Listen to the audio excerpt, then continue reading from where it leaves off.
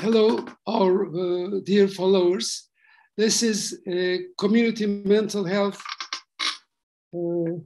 promotion. We are trying to share with you our notes. Today, the topic. Hello, our dear followers. This is community mental health promotion. We are trying to. Yeah, I did the same as I had told you before. Before talking to the YouTube, I had to put it on mute, but I've forgotten that. It has been several meetings we are going through, but still I'm making this mistake. So our followers will probably be used to this. Now I'm going to share with you a small note about our participants. Our subject today is brain drain.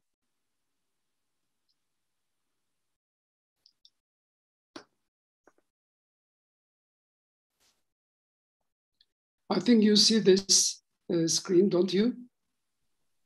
Yeah, okay. This is the fifth meeting of our series of Association for Community Mental Health Promotion with world's leading educators in mental health. Today we have Rachel Jenkins, our dear friend. And we have 4 discussants. Before coming to them, let me try to introduce Rachel. She's a professor emeritus at King's College London. She's a psychiatrist, epidemiologist, and mental health policymaker with over 20 years experience of working in low and middle income countries on mental health policy development and implementation, research, and training. So she knows in detail how brain drain occurs, especially in different parts of the world. And she also focuses on integration of mental health into primary care and schools. She has contributed to England's Health of the Nation strategy in 1992 and was responsible for the inclusion of mental health and the establishment of suicide prevention targets. She now sits on the National Suicide Strategy Advisor Group. She established the British National Psychiatric Morbidity Survey Program, running since 1992, and continues to chair the academic papers group analyzing its findings. She was director of the WHO, World Health Organization Collaborating Center on Mental Health, Institute of Psychiatry, King's College, London, between 1997 and 2012. She is principal medical officer. She was principal medical officer, Mental Health Division, Department of Health, 1988-1996. I think that was the first time I met her in 1988. And consultant and senior lecturer, Barts Hospital and Medical School between 85 and 88. She has worked with DFID. She will explain that, a special department on this international activities, World Health Organization, European Union, World Bank, African Development Bank, and NAFILDS, particularly in Africa, Middle East, Pakistan, and Russia, on mental health policy implementation, training, and research, and has worked with World Federation for Mental Health, World Psychiatric Association, and other international and national NGOs on a number of training initiatives and conferences. She had visited Turkey as well, Kocaeli University. It was 2009, I suppose. She has published over 500 academic papers. Some of her recent publications include Implementing Mental Health Promotion together with Margaret Berry. And she also, being an epidemiologist, works on malaria, mental disorders, immunity, and their interrelationships across a sectional study in a household population in a health and demographic surveillance site in Kenya. She has also these publications as examples of her activities. Now I'm going to say a few words about our 4 discussants. One of them is from Australia, a senior psychiatrist, a classmate of mine, actually, Fatma Loudon, and Ömer Faruk Öztürk. He has lots of things he is doing. And among all these, he is a psychiatry resident and a PhD student. Dr. İdil Kına has just graduated from medical student from Ege University. And Hira Altekin is the youngest of us. She is a second-year medical student. Now, a few words about Fatma Loudon, a consultant psychiatrist who originally qualified in Turkey, then Sydney, Australia. She is currently in private practice in Canberra, following many years of academic and public hospital appointments in Turkey and Australia. She is also current chair of Royal Australian and New Zealand College and Psychiatrist Australian Capital Territory Branch, something in long names. She was graduated from Hacettepe in 1978, together with me, and completed her initial psychiatric training there. Again, together we did that. In 1982, she was graduated from a psychiatric residency. Following a short period in London, she came back to Turkey and served as academic person at Trabzon and Dicle universities and published in psychiatric epidemiology. Then, after her marriage, she went to Australia, and at the end of 1984, she had to do medicine and psychiatry all over again due to the strict rules there, and became a fellow of Royal Australian and New Zealand College of Psychiatry. She's a double doctor and double psychiatrist, so double, she made double, yes. Being the only Turkish-speaking psychiatrist in the country at that time, she practiced both in Canberra and Sydney for several years. At the meantime, she completed, these were not enough, she completed a 5-year psychotherapy trainings through Australian and New Zealand Association of Psychotherapy. Why are their names so long? Under the guidance of Professor Russell Mears in 1999.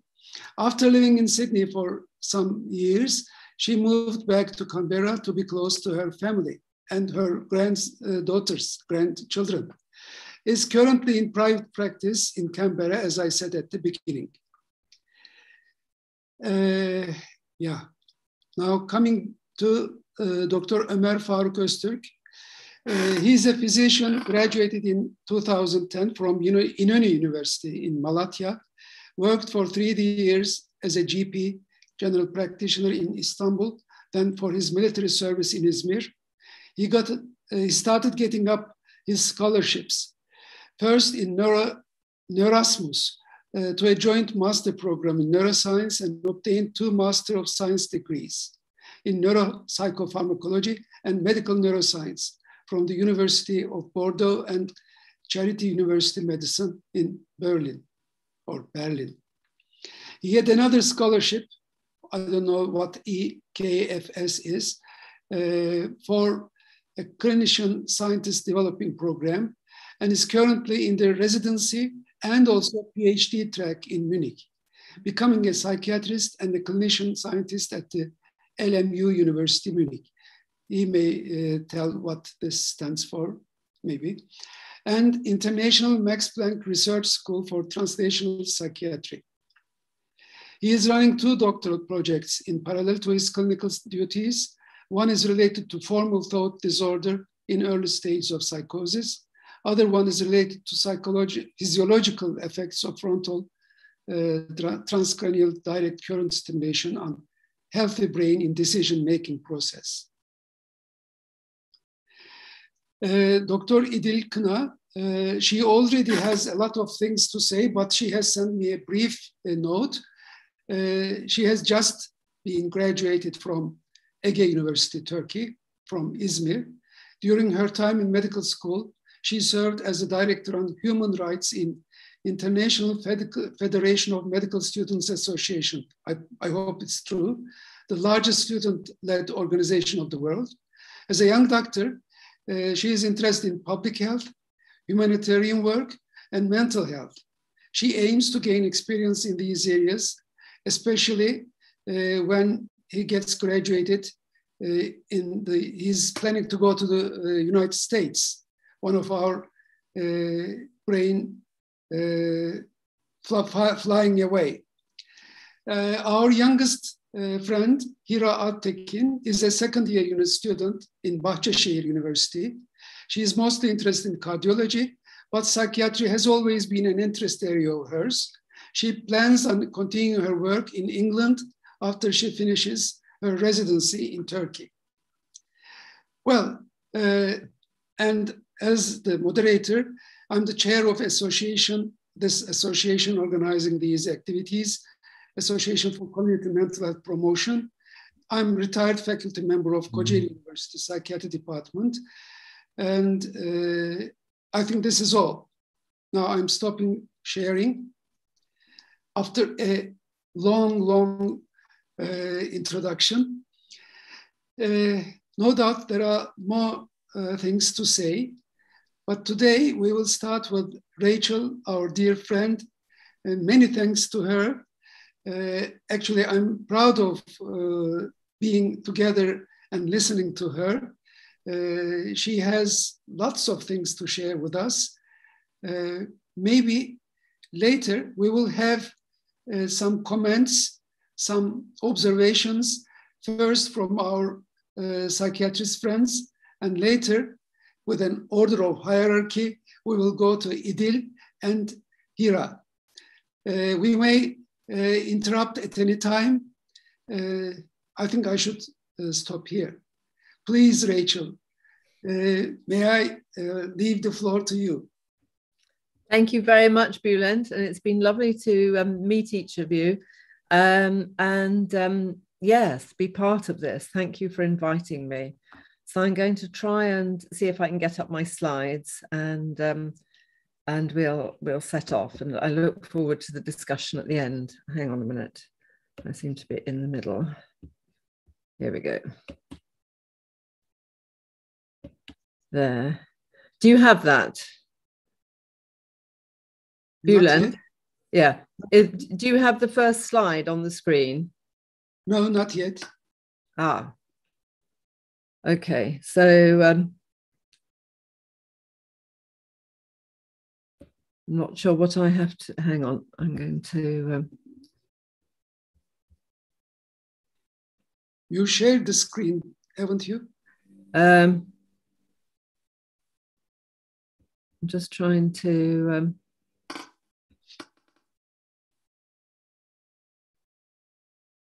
If you are doing this, yes, I've just pressed share. So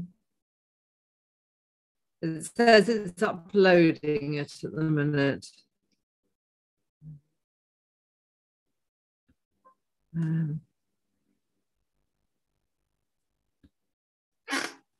Would you like me use your? Oh, I see. Hang on. Where are we? Right.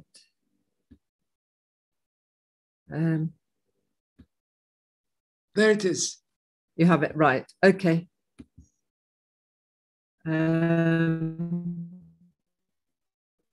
Yeah. So now I want to just try and get it on. I'm just trying to think how to get it on full screen. Just at the very bottom. There we go. Do you have it now? Oh, we have it. Yeah. Okay. Lovely. Sorry about that. No, no, please. So we're OECD is the organization of sorry, I just write that down, what OECD stands for, and I've forgotten now, but the OECD countries are the rich countries by and large, and they here we go, Organization for Economic Cooperation and Development, and Turkey is one of the OECD countries, as are Britain, Australia, and Germany. So we're all in the OECD here. And the point that I want to discuss really today is that the number of migrant doctors and nurses working in OECD countries that have come from low-income countries has increased by 60% between 2000 and 2015. And it's increased quite a bit more since then, but that was the final year that OECD had statistics for that 2017 report. So it's rather a dramatic, there's always been a big flow from low and middle income countries to OECD countries, but it's increased dramatically really over the last 20 years.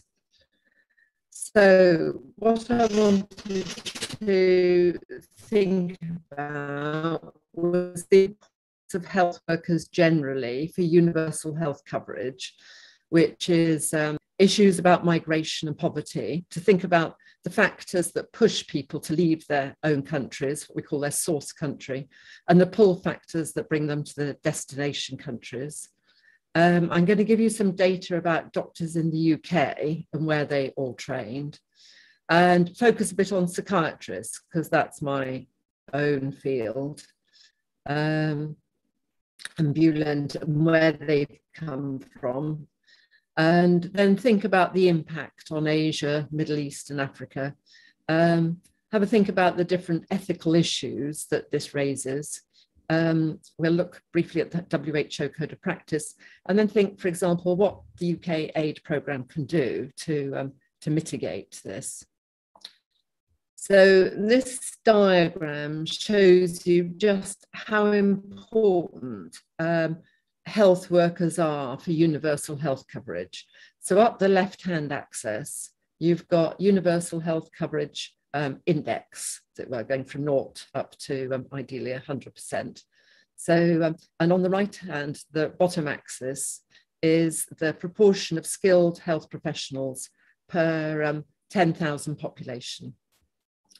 And the dark blue is Africa. So you can see it has very few health professionals, and its universal health coverage is very low. Health coverage is low. Whereas Europe, which is this pale blue, is up here on the top right-hand side, and we've got excellent universal coverage, and we have lots and lots of health staff. So you know, there's nothing that would surprise you about this graph. It just points it out, just how important having a good proportion of health workers is for the coverage of the population. So what's happening with this migration is a subsidy from poor countries to rich countries. It's not just from the poor country to the rich country. There's also a migration within each country as well. So you tend to get migration from rural health services to the cities. You get it from the public sector to the private sector, and you also get it to the NGOs as well, which often pay better salaries than the state public sector, particularly in Africa. People sometimes move from a low-income country to a middle-income country first, and then they hop to rich countries. But others will stay in the middle-income country. So, for example, the Middle East recruits a lot from Africa.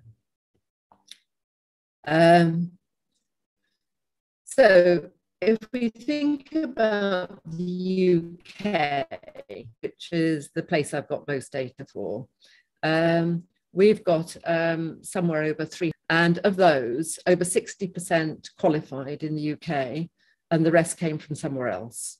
10% in Europe. I think EEA is European Economic Area.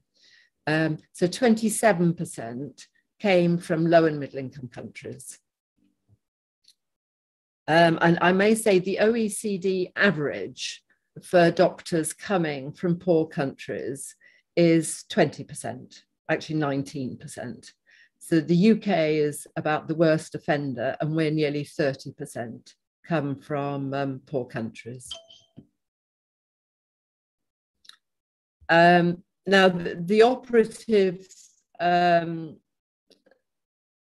sort of variable I've been looking at is licensed doctors. In the UK, you can be a registered doctor, but you need a license to practice. So I've been looking at the data about everybody who has a license to practice in the UK. In 2019, about just 25.6% came from low and middle income countries. By 2021, that had actually crept up even more to 27%. So even during the pandemic, we've been continuing to draw from poor countries, even though I'm sure they need their doctors to address the pandemic themselves. Now, where do they come from in the UK? Over half come from Southeast Asia, largely India and Pakistan, as you can guess. 15% from the Middle East, 18% from Sub-Saharan Africa, SSA is Sub-Saharan Africa, excluding South Africa, and another 3% from South Africa. We tend to separate out South Africa because it's a middle-income country, not a low-income country. 3% from West Pacific region, not including Australia and New Zealand, and then 2% from Australia and New Zealand. 1% from South America and 1% from the US and Canada. Now there's obviously, circulation between different OECD countries. So a lot of people move around the different European countries between Germany, France, Spain, and so on as a routine. Quite a lot of UK people go to Australia and New Zealand, the US and Canada. Not so many come to us in return. All right, so we export more to those rich countries than we import from them. What pulls people to the UK? Our government actively recruits from poor, low and middle income countries. We have initiatives that set up agreements with the governments of low and middle income countries to pull in doctors at all stages, really, often quite senior consultants, but sometimes it's more junior doctors who are recruited. So there's major initiatives that happen from time to time that draw people in. But even if it weren't for those government initiatives, government agreements with other countries, the UK is obviously offering a lot of employment opportunities. The NHS is probably a pretty good place to work, fairly safe, secure, reasonable salaries. There are good professional networks here. And often when people come, they already have compatriots who are already here. So they're following a well-trodden path, as it were. Sometimes the NHS gives money for moving expenses, relocation expenses, pay a lot of attention to induction into the new post. There are pretty good training opportunities here. A lot of people who come earn enough to be able to send money back home to their families, so send remittances. And even when people come on short-term contracts, it's pretty easy to get the right to remain and citizenship. So these are all kind of pull factors that will bring people here. There are also push factors which encourage people to leave the country they're in. Often there's high levels of unemployment, and even for trained doctors, particularly in the places where they want to work. A lot of us want to work in the capital city. I was the same. I spent most of my working life in London. And so rural areas struggle to encourage people to take up posts. In a number of countries, the governments aren't funding enough posts. So even though the population needs more consultants, consultant posts aren't funded. So that's another problem. Salaries are often poor, or by definition in lower middle income countries, governments can't afford. Working and living conditions may often be very difficult. And often there's, climate change, conflict, etc. From time to time, the world goes into a global recession, which makes life very difficult. Money gets devalued. In a number of countries, there's a lot of corruption, which makes life difficult. And a number of our colleagues in many countries are having to deal with violence as an everyday issue. So the push factors are clearly there. This slide just shows you in detail the different regions where people have come from, but we've discussed that. The main countries sending people to the UK are India, Pakistan, Nigeria, Ghana, South Africa. So you can see the losses for India and Pakistan and Nigeria particularly are huge. And I have a colleague who works for Global Fund actually on malaria, and he has a friend who is an Indian doctor who's aged about 60 now. And this Indian doctor said that 90% of his classmates have left the country. So that is an enormous loss for India's health service. And we've all seen in the last few months how India is also struggling with the pandemic. So these losses are highly significant, particularly for some countries.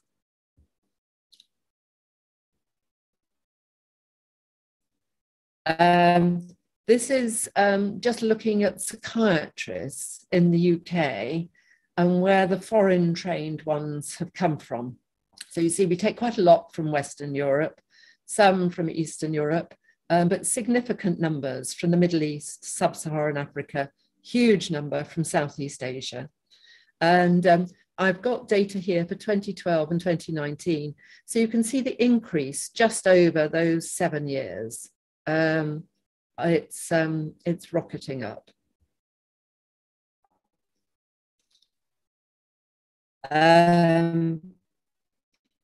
So I may say, out of all the specialties in the UK that take foreign doctors, psychiatry takes the most. I think we are the biggest draw to the UK.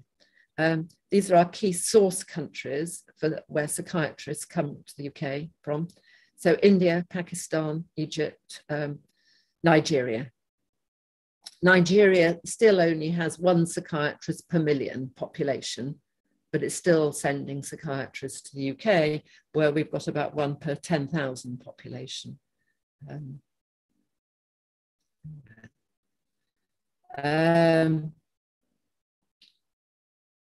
These are psychiatrists from Southeast Asia who've come to the UK.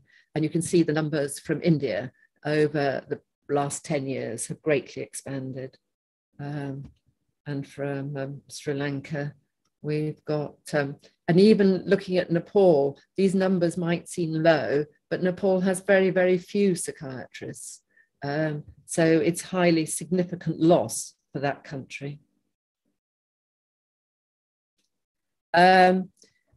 One of the papers that I also did, which I can send you, was have a look at what the psychiatrist population ratio would be in each of these low and middle income countries had there been no brain drain, all right? And I looked at brain drain to the UK, the US, Canada, Australia, and New Zealand. So I worked with the Royal Colleges of each of those countries, and we added it all up and calculated what the psychiatrist per population ratio would be had we not been drawing psychiatrists from poor countries. And you will see that Bangladesh and India would have 3 times as many psychiatrists if there hadn't been any brain drain. So it's like India and Bangladesh are training as hard as they can, but as fast as they train, they're losing them. Myanmar would have twice as many. Sri Lanka would have 5 times as many psychiatrists had they not come to the rich countries.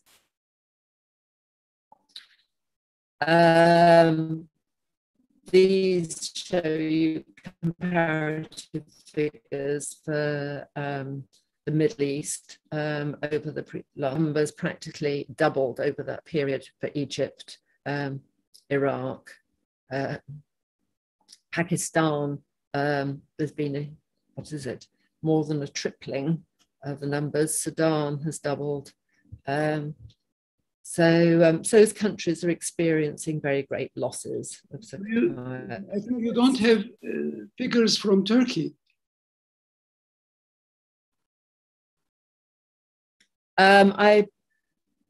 Turkey, I don't think Turkey counts as a low and middle income country.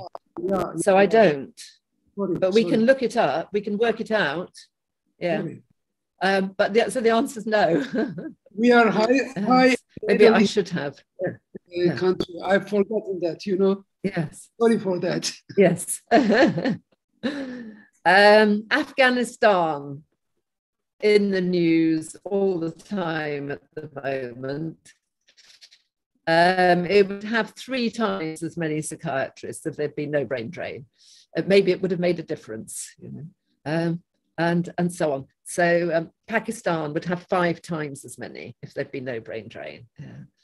And so, yeah, I think I've kind of made the point really about the significant impact that this brain drain is having on low and middle income countries. You can see Zambia would have 8 times as many. Sierra Leone would have 7 times as many.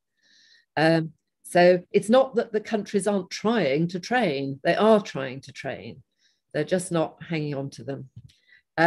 I first gave this talk to our Department for International Development in the UK, our aid department, and in 2019.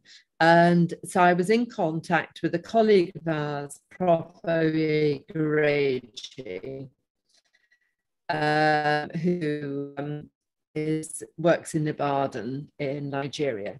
And so these were the figures he sent me for the losses just in those few months, in autumn 2019, just before the pandemic. These are states in Nigeria who were each losing psychiatrists as we spoke, practically. So it's happening all the time. And this was their nursing figures. There are over 1,000 Nigerian nurses trying to emigrate abroad every year. That's just one example. So to focus for a little while on Africa, it has 1/4 of the world's disease burden and only just over 1% of the global health workforce. And yet the rich countries are still drawing health workers from Africa. In the 1980s, they actually had more doctors per 10,000, I think, than they do now, because of the enormous exodus that's happened since then.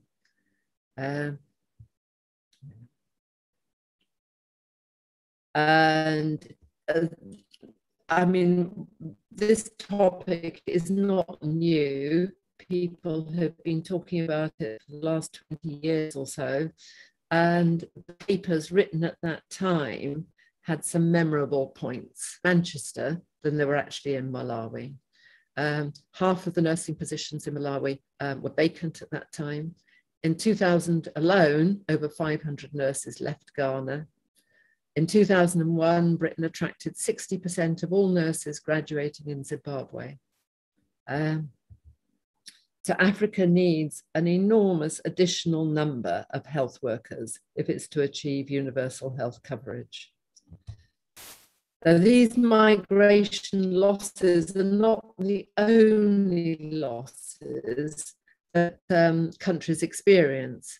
There's the death of their health workers from infectious diseases, particularly HIV, training going on in the 1970s. And those cohorts are my age and they're retiring. And so that's a problem. It used to be that people, the state used to pay for training. Now in many countries, the state doesn't. People have to pay for their own training. And of course, that lowers the numbers applying because many people can't afford it. And then there's internal losses to NGOs. And in Africa, this has been a particular issue with all the money pouring into NGOs addressing HIV. Because when the medicines are disseminated, there's been a big push, obviously, on testing for HIV, and psychiatric nurses have been recruited to be the counsellors about the test. Now, this is a major misuse of psychiatric nursing expertise. It's a terrible loss to the psychiatric service, and it hasn't even been well used in the HIV service, because it's not used for long-term support of people with HIV. It's simply used for the counselling around the test. So that's been a tragic loss across South Africa. So I think all this is about equity, really, global equity, and trying to address these differences in health status and health resource. There are competing rights that I think we have to consider. And I'm glad to see one of you is at least as a human rights expert, which we're all trying to learn more about. So there's obviously the right to leave one's own country to seek a better life. But there's also the right to health of populations, both in the source country and in the destination country. We all have a right to health. There are labour rights when one's employed. There's the right to education, and there's the right to non-discrimination and equality. And none of these rights are preeminent, right? All the human rights have to be tempered by the other human rights. So balance that somehow we have to work our way through. Now, the right to health is entrenched in international law, especially in the 1996 International Covenant on Economic, Social and Cultural Rights. And the right to health is seriously undermined when health professionals decide to leave. So there are gains and losses, and there's a lot of argument about what these gains and losses are. The agreements try and set up an agreement that they feel might be a win-win situation. But I feel whenever you look closely at these agreements, it's a win for the destination country, the rich country. It's not a win for the low-income source country. So the intellectual and financial capital that accrues to the sending countries never balances the detrimental effect of losing a much-needed health worker.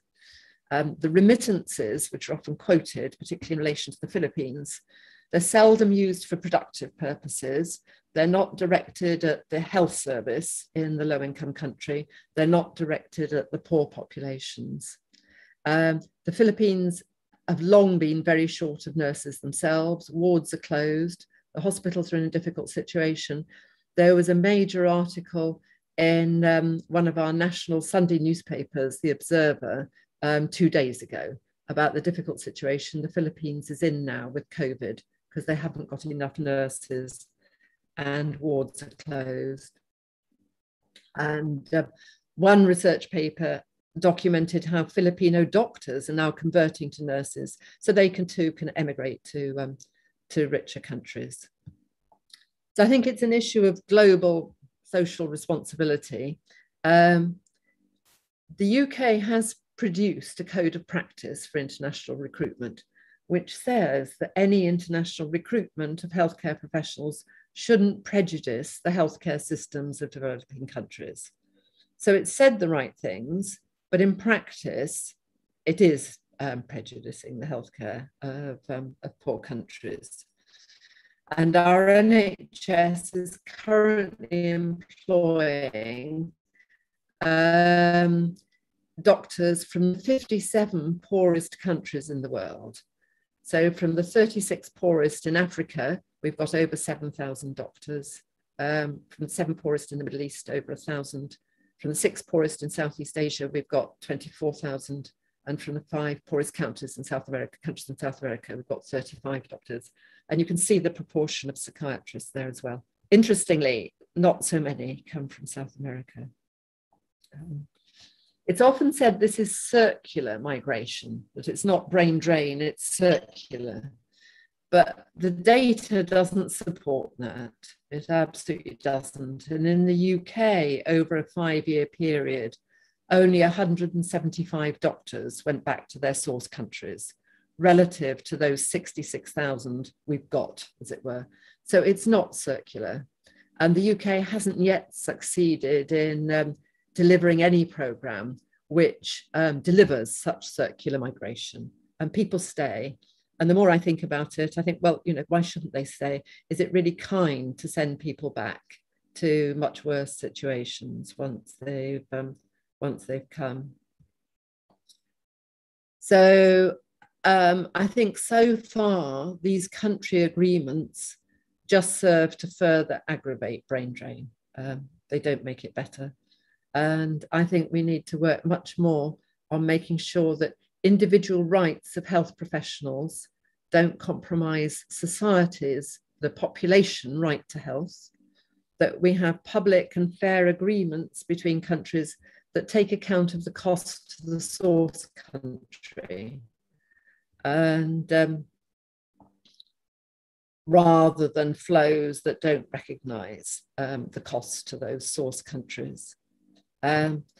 So I think the rich countries can help the low and middle income countries develop incentives to stay so they don't lose their staff, which is needs a focus on training particularly, and continuing professional development, research opportunities, flexible working, and so on.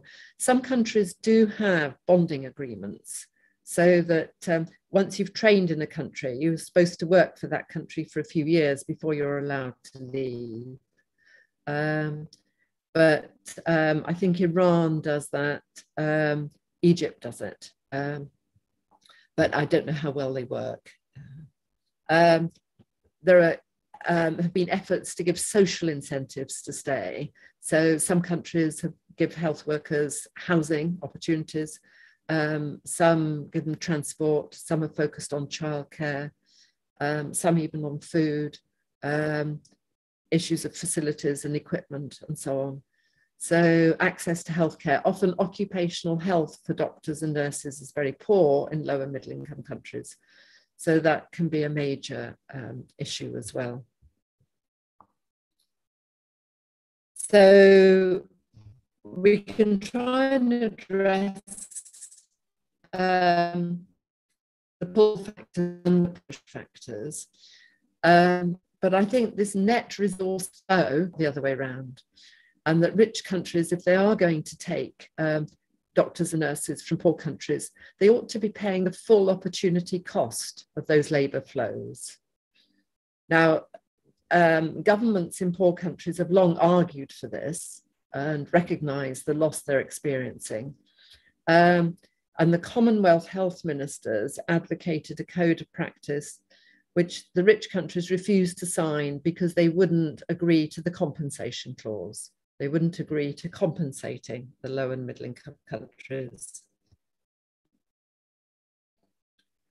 There has been some economic research on migration of health workers, and it's quite problematic to do, to think about the cost benefit data, the various monetary values and so on. It's also important to think about, if a senior person leaves, you don't just lose the cost of their training, you lose all their teaching skills and capacity, you lose the effort that they would put into service development, into policy dialogue with their governments, and their very senior clinical skills. There's been a study in Kenya in 2006, which estimates estimated that Kenya loses really $500,000 each time a doctor leaves, and $1/3 for every nurse who emigrates. That's taking into account all those wider opportunity costs, not just the cost of training.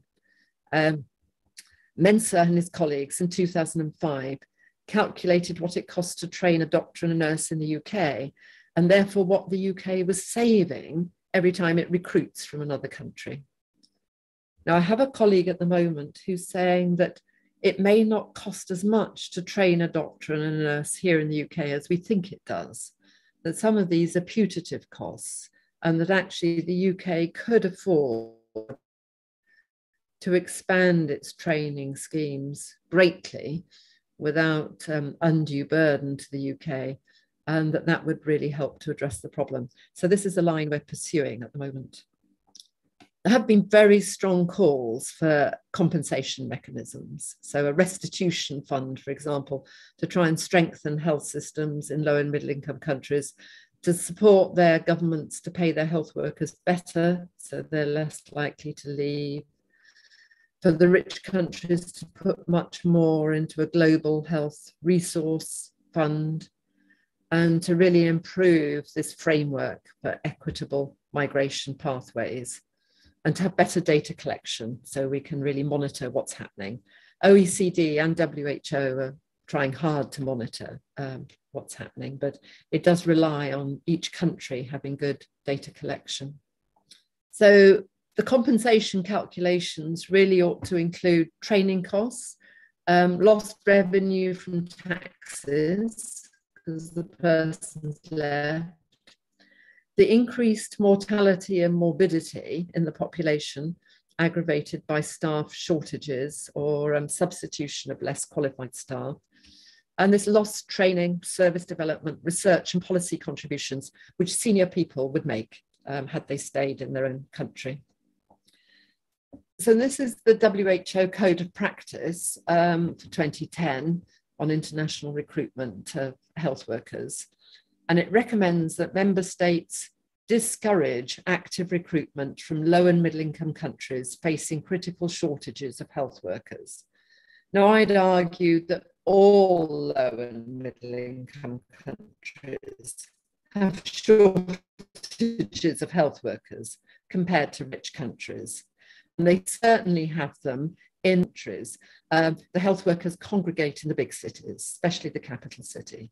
So if you take Egypt as an example, which is a middle income country, there's many psychiatrists in places like Cairo and Alexandria.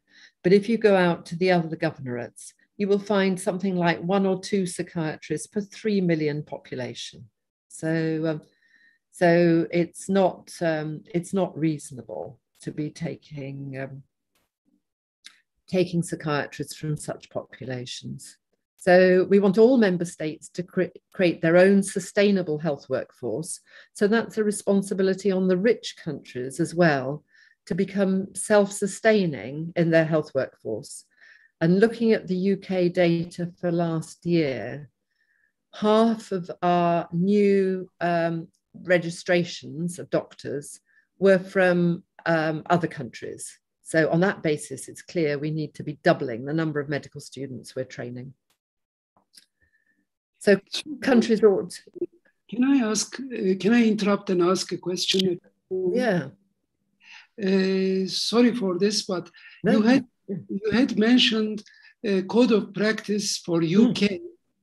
You are underlining code of practice of WHO. For WHO, as we all know, they can only recommend, nothing more.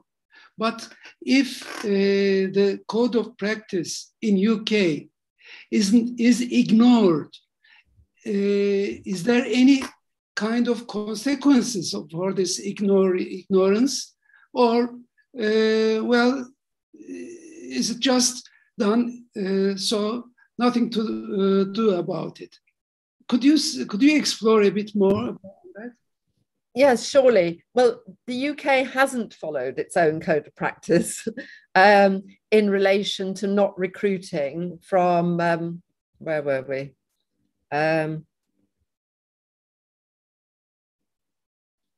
I've forgotten where the slide was. Yes, here we go. As you can see, it has prejudiced the healthcare of low and middle income countries by recruiting, especially from these poorest countries. So it hasn't followed that part of its code of practice. Part of its code of practice is behaving in an ethical way to the doctors who come to the UK. And I think by and large, the UK does do quite well with that. Not perfectly, but it's not bad. But in terms of its ethical responsibilities to the source countries, it hasn't followed its the code of practice. And it also hasn't developed its own sustainable workforce. Not by a long way. I think we probably do need to be doubling the number of medical students we train here. The OECD countries, the other ones, also need to be greatly increasing their medical students, but probably not quite as much as we need to.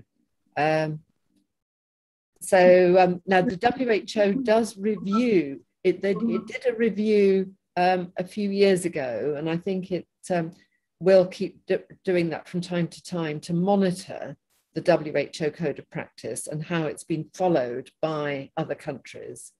And the answer is not very well. I can try and get the reference for that for you.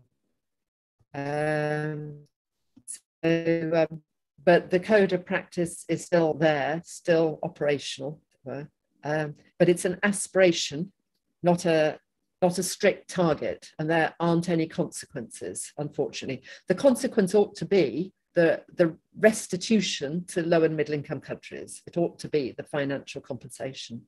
But the rich countries will never agree to it.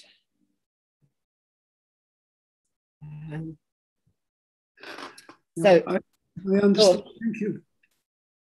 All right. So this WHO code of practice is really trying to redress these health worker imbalances by raising the issues of human rights, right to health, access to health services, equity and social justice, and really try and encourage these receiving destination countries to consider the impact of their policies and actions on the countries from which health workers migrate. So it's a global tug of war for health workers. And what are the rules of engagement we ought to operate by? Can we try and retain and retrain health workers where they're most needed? Try and mitigate this grave imbalance in healthcare between rich and poor countries. Keep thinking about the rights to a basic standard of healthcare in all countries, especially low and middle income countries. But somehow this has to be balanced against the right to free movement as well. So it's long been regarded as a crisis. And so more money is going into more training, but governments are still failing to create long-term posts because by definition, low and middle income countries don't have much money. So it's very difficult for them to fund these long-term public sector posts. The IMF has prioritized debt servicing over investment in health and education. So that's aggravated the situation. And there is this mismatch between investing in training and investing in salaries. So in some low and middle income countries, you do find unemployed doctors and nurses, so which is very frustrating for them, but it doesn't mean their populations don't need them. It just means the government hasn't yet created the posts it ought to be creating. So we need to address the roots of health worker shortages in the rich countries, which really means them greatly expanding their own training. We need to give bite to these guidelines. This is Bulent's point. What are the consequences of not following these codes of practice? And at the moment, there aren't any consequences for the rich countries. So we need to give these ethical guidelines more bite. We need to have agreements to mitigate the harm and try and have collaborative partnerships that'll really shift that resource that's flowing from poor countries to rich and get it flowing back the other way, so that it's flowing from rich to poor countries. This should say, the diaspora communities in a number of rich countries do quite a lot to support the countries they came from. It is quite well organised and go backwards and forwards to do training and so on. And that could be supported more.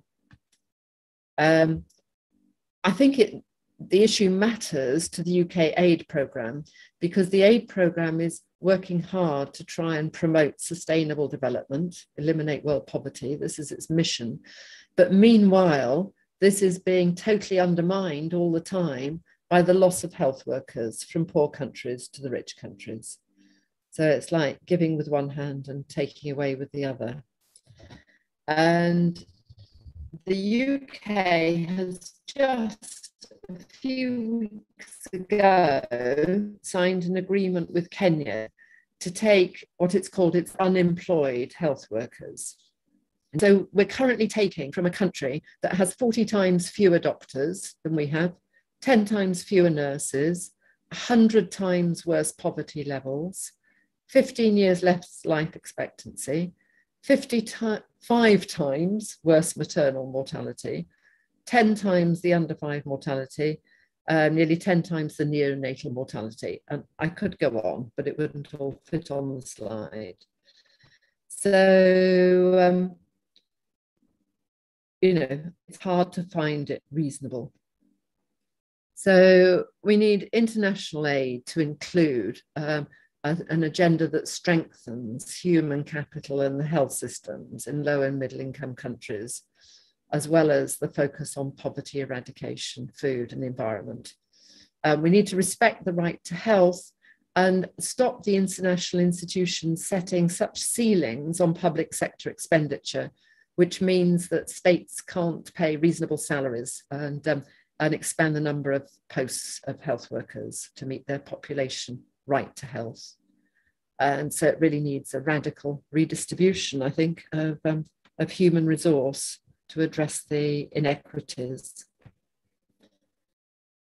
So here were some things I felt the UK ought to be doing, which is doing more to strengthen human resources that can't migrate because they don't fit with rich countries.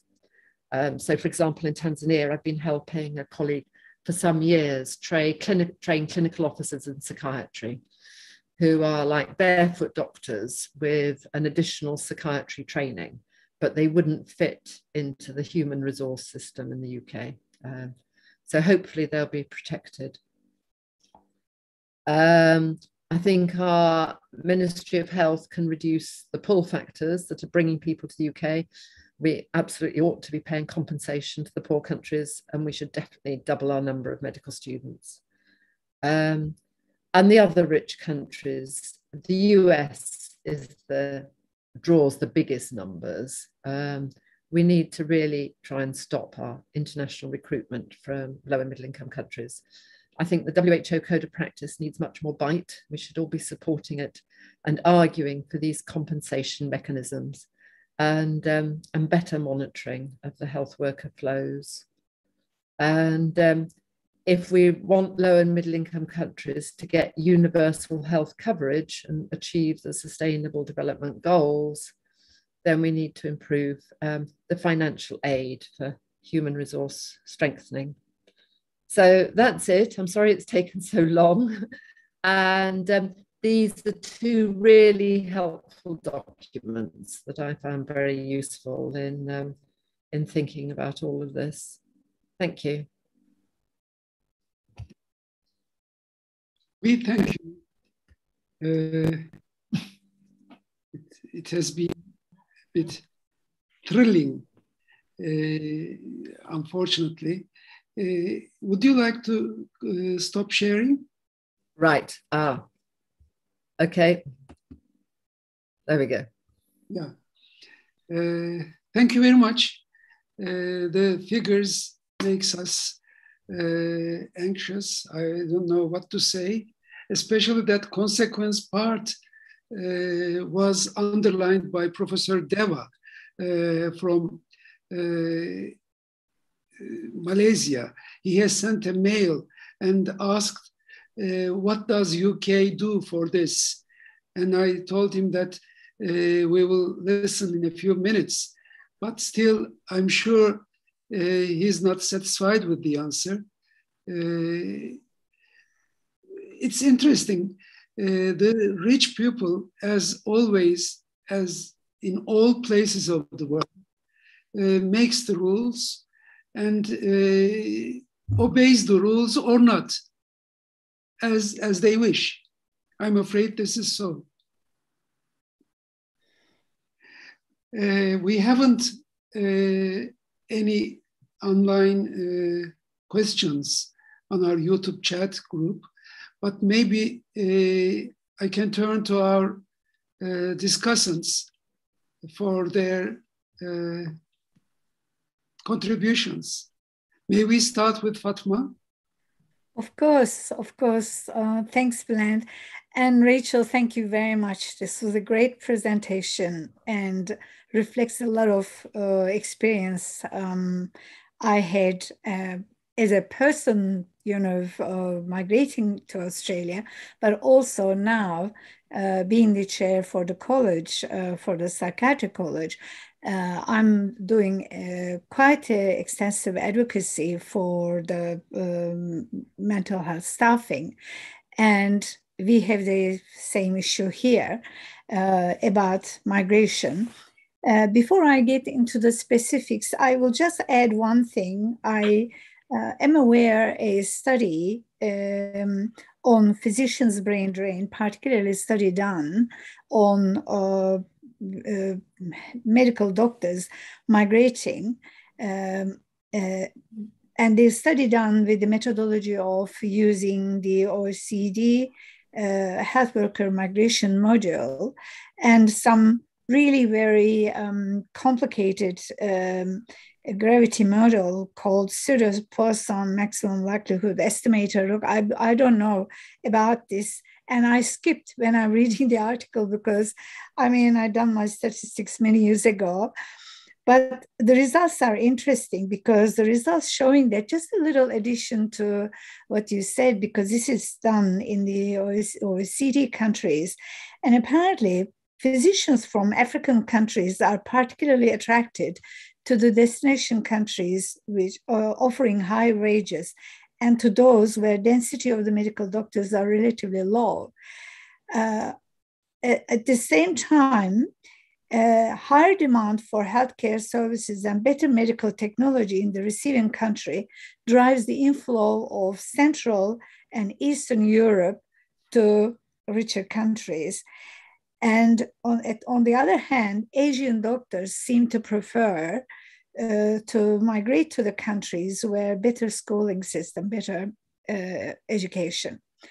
And that was very interesting, in preparation to this meeting. I was kind of snooping around a bit online and having a look at it. And I just can say more specifically what happens in Australia. It's very interesting because what I find that what they do in Australia, they're actually attracting and encouraging doctors, recruiting doctors from lower and middle income countries, because particularly, Southeast Asian countries and Asian countries, they're basically sometimes with the language problem or sometimes with their cultural thing, they're very obedient. And they actually often prefer, and we have this situation in Canberra, the Canberra Health Service prefers to employ doctors coming from Pakistan or India and elsewhere, because they don't argue with things, and they also have some visa requirements, and they can't argue with, they can't criticize the system. And that's what I see is a major one of the reasons maybe the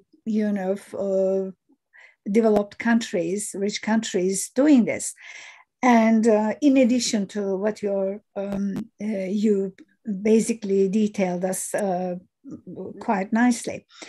And the other issue here, I also noticed there are a huge amount of migration from UK.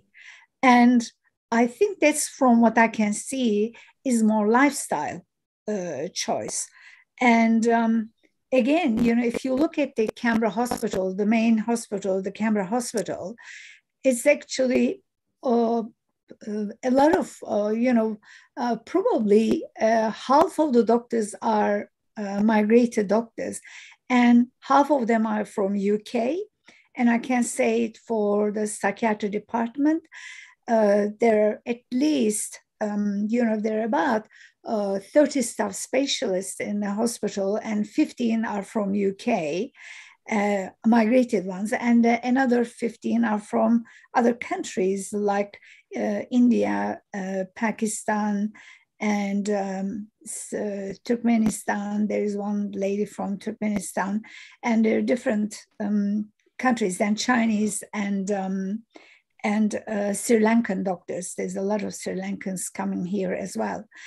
And I think it's a great, ethical issues you're raising, because I have to say that, I suffered from guilt for a long time. I openly admit this. When it was through marriage, I migrated to Australia, met an Australian. And in fact, it's a funny story, because my English at the time, he said he's from Australia, but I thought he said he's from Austria. And I ended up in Australia because I was asking all these questions about Vienna, and his father was in, Royal Air Force, and they were stationed in Vienna. He answered every question about Vienna, and I was satisfied because I've been to Vienna before. And just almost, we're just about to get married, and I found out, because he asked me, why you never ask about Canberra and you keep asking about Vienna. And that was, that was a big shock, I have to tell you, because I was preparing myself, going to a couple of hours flight, distance from my family, to suddenly, thousands of kilometers. At the time, it was nearly 30 hours flight. This is 1984 I'm talking about.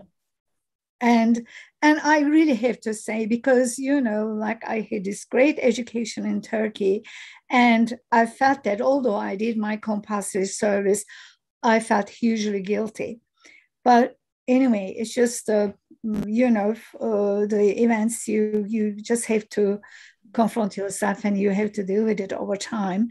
And I tried, to basically compensate it in many ways. But what I'm trying to say, that social responsibility and consciousness and the ethical issues are really quite significant. And I think to compensate that, 26 years, I never had a weekend. I basically commuted between Canberra and Sydney every week, because my children were in Canberra, but I had actually initially, I had a practice in Canberra, in private practice. I looked after about 600 people at any point of time, very ill patients. And that's why I couldn't stop my practice. But then Sydney patients, Turkish patients had to be looked after. And until COVID started, I continued that. And I stopped recently. I'm only practicing in Canberra, but what I'm trying to say, it's a big issue, ethically as well. And definitely, in principle, I agree that the depleted countries, as a result of brain drain, they need to be compensated. But I don't think that will ever happen. And in those countries, when the compensation goes, you never know where the money goes, because that's another issue. Unless you have a very tight rule about the compensation, it's very, very difficult. There's so much, corruption in those countries.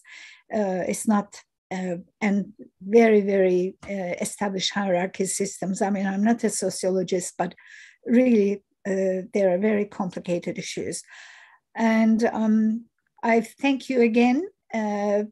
My contribution, to discussion so far, I wanted to raise these points, and I leave the floor to the other discussants. Thank you. Thanks a lot, Fatma. And I'm glad you are not in Vienna, but in Canberra. It's a nice story. And I think, in a way, COVID saved your life a bit. It made it easier for you. Oh, yeah, it's the first time I thought, oh, okay. I mean, don't get me wrong. It's really, I can't complain.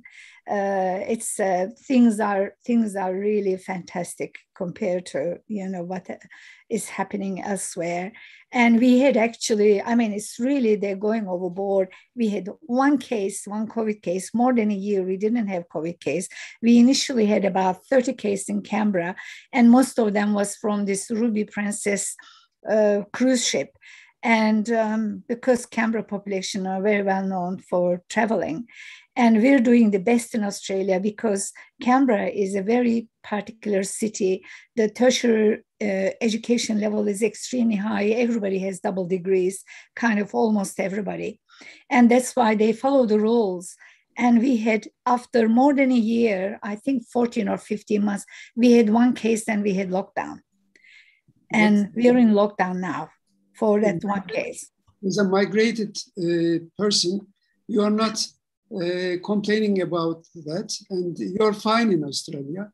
Let's see what Ömer will say about his life in Germany, if he has special time to check among all these academic work. So thank you very much, Rachel. Thank you for this really interesting presentation. I had to think about also my time as I was in medical school, and I was also like really busy about this question, should one go abroad or not? And I decided at the end, after also serving in Turkey. But I find it really interesting what you showed, the increase in last years, because personally I experience also just in my mail inbox how many emails I get from colleagues like Hira or Idil that they just graduated or they're just going to graduate. They are going to graduate in few years, that they ask the way to migrate in Europe or in Germany. And I didn't do any statistics, but I can say that for Turkey, it's also really, really increasing, that the number of trained doctors who are planning to leave the country. This is my personal experience in last months and last years.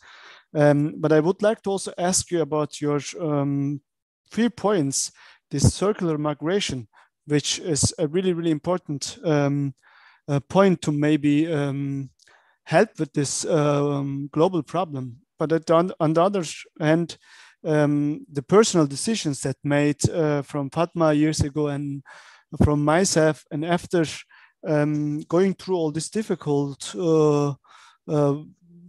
ways and then getting somewhere will come, and then trying to think about going back or serving in another way, it's a really, really big issue, because the aspects that you showed are really important in statistics, but in these individual lives or personal experiences, circular migration is a really, really difficult point, actually, because you don't just leave your country, you leave most of your friends, you leave all your networks, and you build another one or another life in abroad. I don't know what you think about this, like circular migration. How can it be optimized? And also, I was missing the kind of the aspect or the statistics about the comparison of general migration, not health workers, and there are there are many well-educated peoples. Also, I get questions from them that they are also planning to migrate in Europe or other countries. If the statistics are still that significant, if we compare this, like, is it a general migration wave that we are in, or it is really, really significant for health workers? That would be interesting to compare, I think. Okay, shall I comment, Bülent? Shall I come in? Please, please go ahead. It's very helpful. Thank you. I think it's a good point about this issue about individual personal decisions as opposed to thinking about it more broadly. And certainly, I think that my major points that I've been making really are about government's active recruitment, actively pulling people to rich countries, rather than the individual decisions to migrate. People have all sorts of individual personal reasons why they might, like marriage, etc., other members of the family, and so on. So, and I think that will always be the case. I think my arguments and how I'm trying to lobby is around government decisions to pull in large numbers. But anyway, coming back to this circular migration on an individual level and the personal decisions, I think it is very difficult to go back. I think you're right. You build up a new network of friends and colleagues and living conditions and so on. And there have been research studies on people who go back, and it's very challenging. And I think if countries want to argue that they will help people, that they expect people to go back, which is what the UK is about to do with Kenya, I think they'll have to put in a huge amount of effort to make it possible for people to go back, to make sure they've got jobs to go to, relocation expenses, and so on, reasonable working conditions, continued access to continuing professional development, and so on. So a lot of effort would need to go into that, and it's not clear yet that that's going to happen. And I know, for the people I know who've tried going back, often they try to go back and then they come back to the UK again because it's so difficult. So, and the more I've thought about it, I think often it's unkind to expect people to go back. You know, if you've come to another country for several years, you've moved your wife and your children have been in UK schools, say, for 3 or 4 years.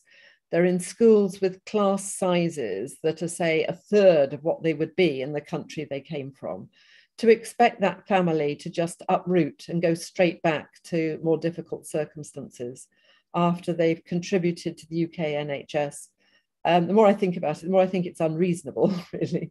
So my feeling is we shouldn't be recruiting in the first place, but rather than assume that people will go back home when in practice they won't. It's very difficult, uncomfortable, and I think probably unkind. So that's my take on it, for what it's worth. No, it's a very good point, Rachel. I agree with you. In fact, I was just going to say, while listening to what you're saying, perfect example of this circular migration, I mean, similar, I should say, is the ambassadors or the embassy staff, because they go to a country and they come back. They go to a country and they come back. And I don't know whether anybody done any research on this, but my observation over the years, getting to know a lot of embassy staff, their children are suffering hugely. And I bet that there are a huge amount of, emotional problems and adaptation problems, education problems amongst those children.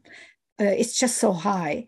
I don't know whether you're aware of any studies on that, but that's an example of circular migration, not necessarily people going, for the purposes we talked about, but when they're posted there and when they come back, there's a really major impact on children, particularly on children. Yes, I don't know of any studies on that.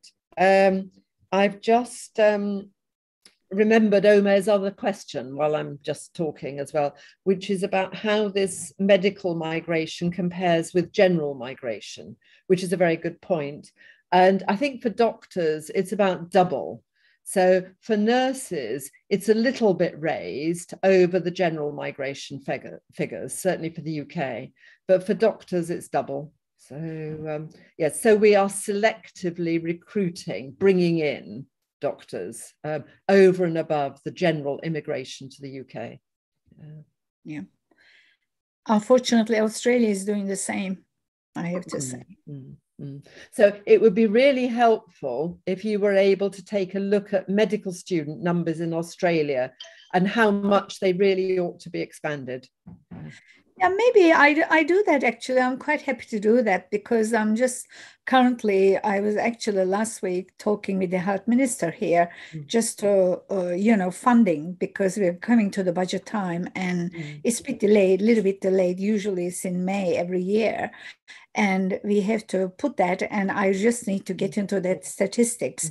I know some of them, but there are really high shortages of medical students in Australia. Very high shortages. And that's why there's just so much, the universities are relying on foreign students because they're really also a huge income for the universities. Particularly, they love Chinese students. And a lot of Chinese students coming here, or anybody from elsewhere, they're looking ways in which they can stay in the country and they don't want to go back. And I actually read some statistics that this was in particular about Chinese students. Only 25% of the students coming to Australia go back to China. 75% find a way to stay here one way or another. And it's interesting because in the UK, we're not training enough medical students, not because people don't want to do medicine. Many more people want to do medicine than can. It's just the government restricts the number of places. So we need the government to expand, double the number of places. But it sounds like it's a bit different in Australia and that you don't have enough people wanting to study medicine, which is exactly. Which is a shame, and also even more shame in our field that actually amongst the medical graduates, hardly anybody wants to do psychiatry. And that's why there is even worse shortage amongst the psychiatrists, because younger colleagues. Sorry, they're talking too much. See what they are going to say. Sorry. Yeah. It's okay. It's a joy to listen to you, and I think you made some amazing points. So I wasn't complaining. I just want to first add on the points you made about the general situation of countries and the things that drive the export of healthcare workers rather. So I think this sort of flow of healthcare workers is an issue on its own, but it's also an outcome of a bigger issue, which is the fact that we are today living in this post-colonial world, which created this power imbalances between countries all across the globe. And when we define countries as, middle income, lower income versus higher income, we see that colonial relationship between them, especially it's, when it comes to UK and India.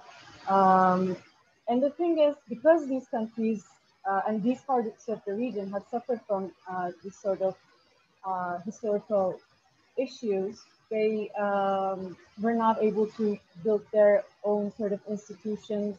They weren't able to get their own triumphs with democracy and sustainable development as much as European countries or, Western countries or the global North had gotten the chance to.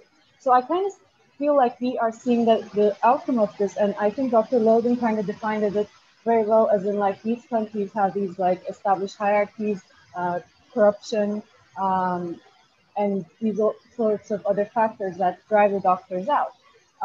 And then Dr. Ömer, he added on a great point on his own personal experiences, that he has been receiving a lot of questions about how to migrate to Europe, and this number has increased in the last years. I find it as no surprise, because our region is, as in like the Eastern Mediterranean and the further east, is destabilizing. And this is actually contributing to increased corruption, increased inequalities, increased reinforcement of existing hierarchies, and the limitations of freedom. And this sort of whole global security issue, global inequality, first and foremost draws out the most educated of the society, which are ironically the doctors, because I say ironically because in a more socially accountable way, in a more ideal world, it's preferable, as we all agree, for healthcare providers to actually provide to their own communities, other than like a few exceptions. But at the same time, they're among the most qualified and most educated people of their own societies, and they're also human. And again, Dr. Loden, you shared with us something really amazing, and I found it like very sincere for you to share that vulnerability of you, the guilt factor. But the thing is, personal guilt is, like I said, we are all human, and we are humans with hopes and aspirations, and we are humans entitled of dignity and self-actualization. And what I observe personally among my colleagues right now is that they're not necessarily wanting or pursuing like fancier lifestyles, or even a lot more money, but rather being able to do their job, the job they wanted to do, to provide healthcare to people in a more dignified setting. And a lot of my colleagues are having trouble, or like feeling that they will have trouble because of their observations of the residents or the attendees, that they will not get to do that in Turkey. And one of like the issues that they raise is general violence against healthcare workers. A lot of them actually feel that they're not safe practicing. And I think the destabilization of our region will further contribute to that if, in case we face active conflict in some parts of our country, or like in countries in other regions.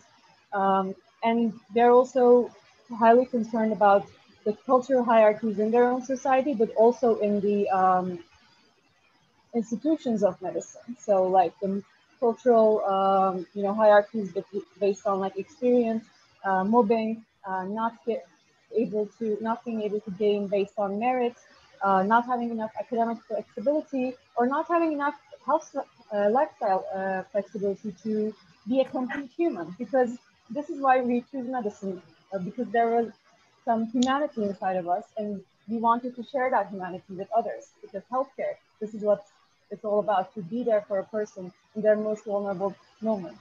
But I think many of my friends are feeling like the practice of medicine, and even just like the process of education, just getting there, has becoming more and more dehumanizing in the aspects that I just listed. So I agree with almost all the points that you actually made, because there's also this issue of abuse of these healthcare workers, or the abuse of the education provided by the low and middle income countries, when higher income countries actually recruit these healthcare workers. And like Dr. Jenkins has elaborated with the statistics, and Dr. Loden, you also shared your observation regarding like the abuse of cultural differences regarding Asian students, about them being more, culturally obedient or something like that. So we kind of can tell that these doctors are being recruited, but they're not necessarily deep down seen as equals, but rather like an asset to be taken advantage of. And I think this is one of the greatest challenges that we must face when we are talking about should doctors stay where they get educated, should they go, should they be free to move. The fact that doctors are like an asset for healthcare systems, but they are also humans with individual rights and entitlement of dignity and freedom. So it will be like a challenging balance to sort of find. Yeah. Excuse me, do you have a concrete question to finalize? We are running out of time. No, I don't think I have any questions because I kind of like made all my points. I just wanted to add the diaspora communities about like Dr. Jenkins. I don't know if it's the solution, but I think it's a very human way to sort of move towards that solution, as in not to push people away, but to give them the flexibility and the safety to feel free to come back to their countries and not losing the safety and advantages that they had gained by pursuing education in another country. So yeah, thank you. Thank you. Thank you. Before coming back to you, Rachel, may we visit Hira? We also have a question from chat. I will come to that later. Please, Hira, may we listen to you? I don't have an actual question because the points that made were quite explanatory, but I just wanted to point out that not only doctors or residency employees and other health workers, but also medical students are just migrating and never thinking about going back, because 1/3 of my student friends in my own year is coming from outside, like migrated, and don't ever come back, don't ever want to come back, or just want to hop to the richer countries. And it's not for just workers, but also for medical students. I just wanted to point out this too. Thank you for the presentations. Thanks. I think, as Ömer has said, it's also not limited with medicine, nursing, and all these. The general population has this brain drain issue as well. We had a question, Jim Whitehead, from our section, from WPA section, psychiatry, medicine, and primary care. He says the brain drain does not have a simple solution. The problem is global, and the solution needs to be global. And he asks, what is the most important action at the global level that would lead to other changes? Do you have anything to say about this, Rachel?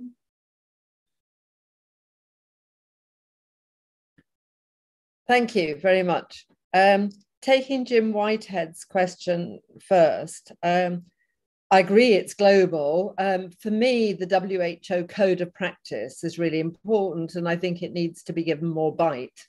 And so the solution, I think, would be if the rich countries had to pay compensation, because then it would shift the balance so that they would see the rationale for them becoming more self-sustaining in their own production of health workers. So the UK, for example, definitely ought to double its production of doctors if it's to meet current needs, let alone future expansion. So that's not to say you couldn't have migration between countries. Of course, you can have individual migration, but at least the UK wouldn't be so actively pulling people in from low and middle income countries in such a major way. So I think for me, it's to get enough international pressure on the rich countries so that they sign the compensation clause. And it's the moral pressure to expand their medical student training schemes. We've talked about doctors. It obviously applies to nurses as well, but it's much more prominent for doctors than it is for nurses. So I think that's the point. I was interested that so many medical students, I hadn't quite appreciated that.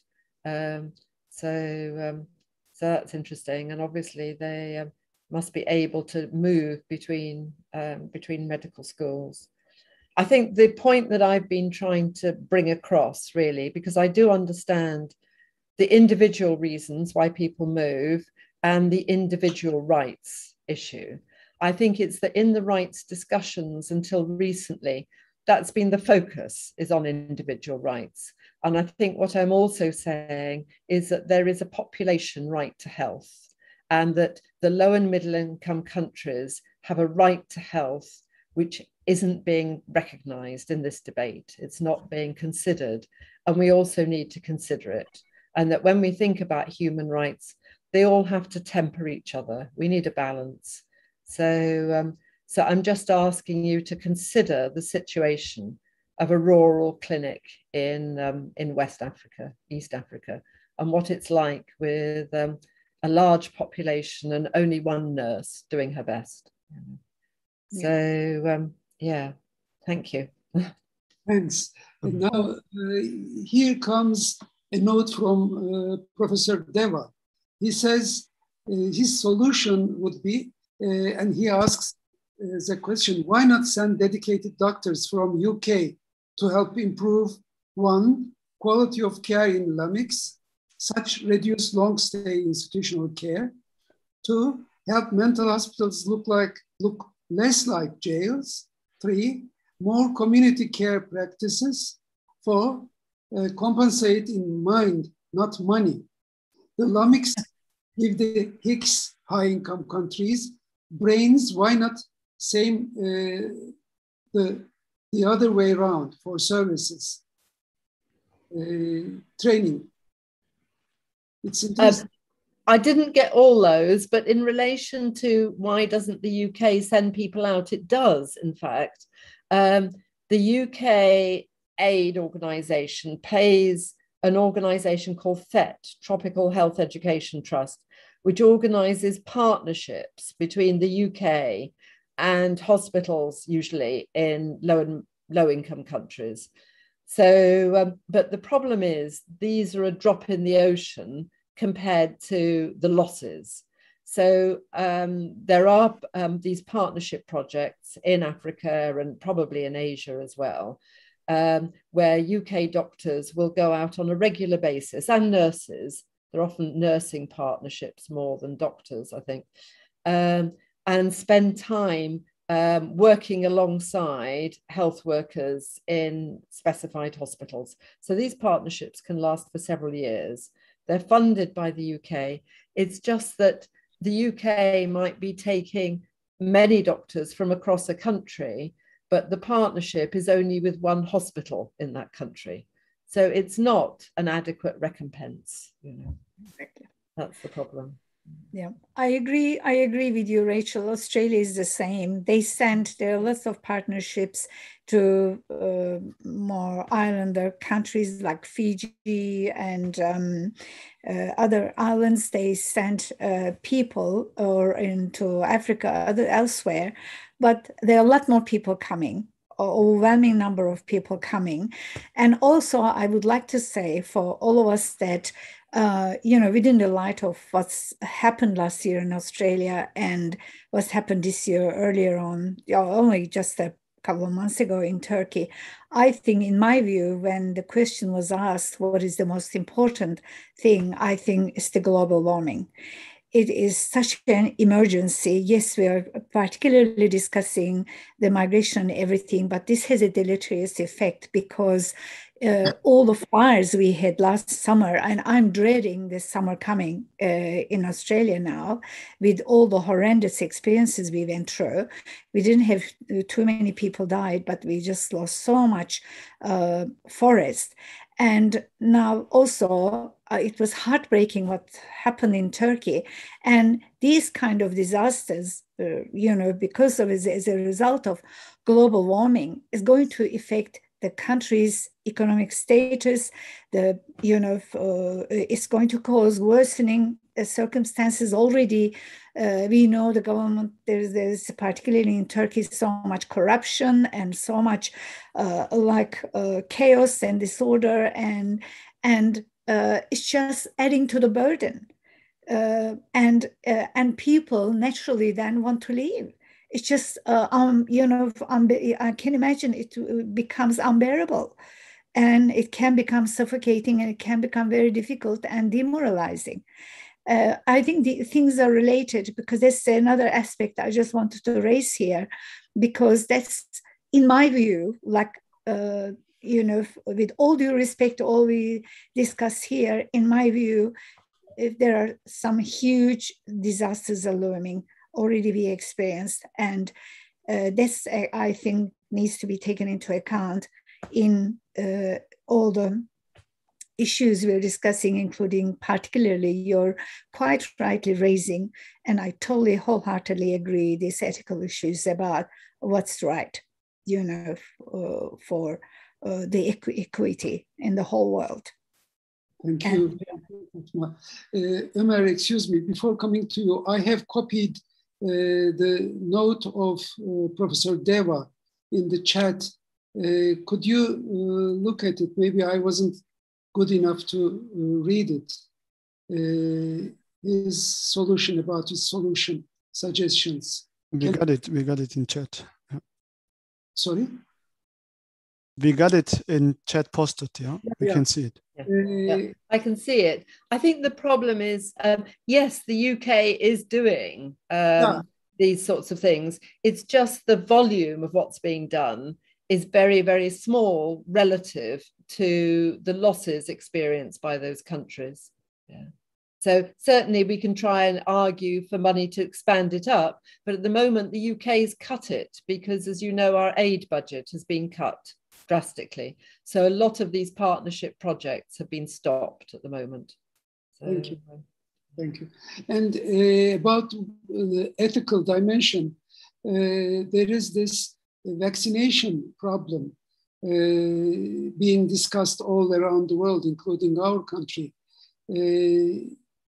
Yes, the right to move around, right to go to a better country is a right of the person, similar to the vaccination issue. Unfortunately, we can't, or I'm afraid nobody can do it compulsory. Of course, it's a serious health problem. By the way, what's your opinion about that? And maybe before answering that, may we go to Ömer for his last contribution. We have gone above our time limit, but anyway, I would my question. Thank you very much. I would like to just raise the point also specific to psychiatry field, working in abroad. I think as senior psychiatrists are also in discussion, who is planning to migrate any country, because the statistics were from United Kingdom and foreign language was English. Maybe this was also like another reason that the proportion in psychiatry field is really high, and also it's also related to healthcare system and priority in United Kingdom in psychiatric nursing. Maybe this also reflects in the statistics, but it should be always discussed well to practice psychiatry in a foreign language. I'm working in Germany, and German is a quite challenging language. I could make it to this point, but everyone who plans to migrate and work in psychiatry as a nurse or doctor should be really thinkful about this. I think this point I would like to raise, like practicing in your mother tongue could save many losses in your clinical skills. Thank you. It's a very important point, I understand. We had taken last words of Fatma, I assume. Now coming to Idil, before asking Rachel to cover up, do you have anything to add? I just want to add, it can be also very beneficial to, like you're putting a great focus on limiting the recruitments, but it can be also very beneficial as a global community to focus on how to actually improve healthcare systems and the working conditions in low and middle income countries to also reduce the number of people leaving their countries. Because as far as I saw, leaving is not in no way the easy way out, and many people actually dread doing it. So I think with more encouragement and at least hope, a lot of people can actually want to stay and want to work to make things better. So yeah, maybe it's a bit optimistic, but that's just my 2 cents. I missed the beginning of what you said. I'm sorry, Idil. I was having trouble hearing. Yeah. I was just saying, we could also, as much as we put emphasis on limiting the number of recruitments in higher income countries, we can also put great emphasis on strengthening the healthcare systems in middle and lower income countries, and like encouraging the doctors to stay by at least providing hope that if they stay and continue their work there, it will be granted with improvements and developments in their own regions in healthcare. I mean, I agree. I think this should be the focus of rich countries' aid programs, is to put a huge emphasis on strengthening the healthcare systems and the education systems, but particularly the training, the expansion of numbers in low and middle income countries, so that they're not so hard pressed, and to ensure that they have reasonable salaries and working conditions.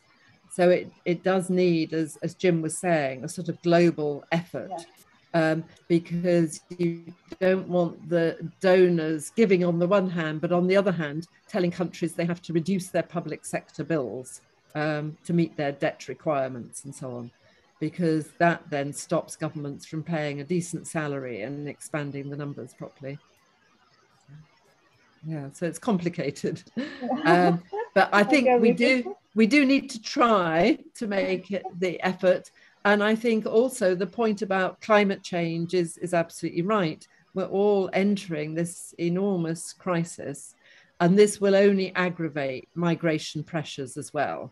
So as well as the doctors and nurses, whole populations will be queuing up to come to the UK. It's almost happening.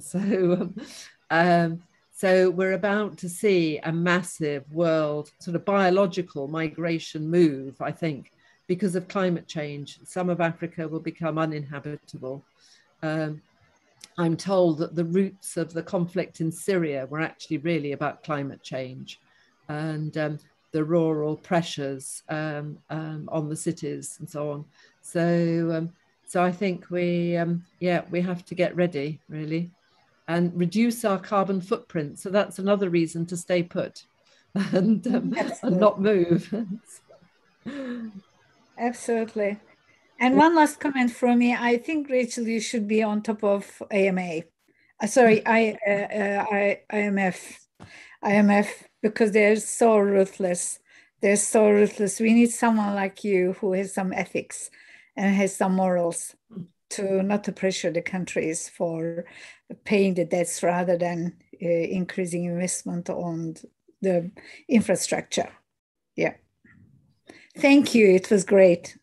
Thank you all for the discussion. I've really enjoyed it. Maybe we could import Rachel to Turkey. That would be helpful as well. Anytime. Last words, please. Except I have to come by train.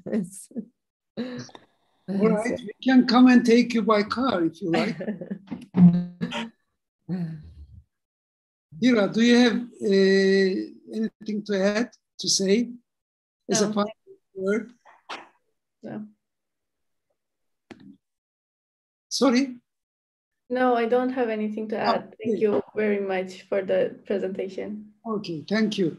And now, as the last word, Rachel, would you say a few words about the vaccination issue and this human rights?